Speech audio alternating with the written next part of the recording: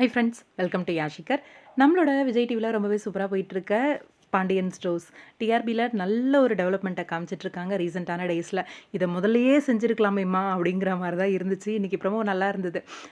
நம்ம பாண்டியன் கிட்ட நீ சொல்லு நீ சொல்லுன்னு எல்லார்கிட்டேயும் கேட்டு கடைசியில் வந்து இங்கே நம்மளோட ராஜியே வந்து போய் பெர்மிஷன் கேட்குறது.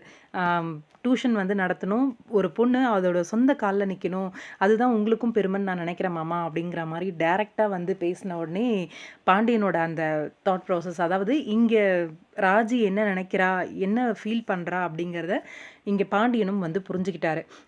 புரிஞ்சுக்கிட்டு அந்த டைம் வந்து எதுவும் சொல்லலை. கிளம்பி கடைக்கு போயிடுறாரு. அதுக்கப்புறம் யோசிக்கிறாரு. யோசித்து எவ்வளோ போல்டாக எவ்வளோ ஒரு விஷயத்த, ஒரு நல்ல விஷயத்த ஒரு ஸ்ட்ராங்காக வந்து அந்த புள்ள சொல்லுச்சு அப்படின்ற மாதிரி கடையில் போய் பேசுகிறாரு.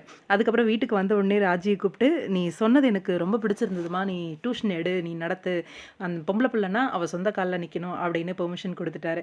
இதை முதல்லையே செஞ்சுருக்கலாமே ராஜி அப்படிங்கிற மாதிரி ஒரு பக்கம் தோணுச்சு. அப்கமிங் ஷூட்டிங் லொக்கேஷன்லேருந்து ஒரு சில பிக்ஸ் எல்லாம் ஷேர் பண்ணிருக்கேன். ராஜி வந்து உட்காந்துருக்காங்க, மேபி டியூஷன் எடுக்கிறாங்கன்னு நினைக்கிறேன். அவங்களோட புக்ஸ் எல்லாம் வச்சுக்கிட்டு ஒரு டேபிள் போட்டு சேர் போட்டு வீட்லேயே எடுக்கிறாங்க போல இருக்கு.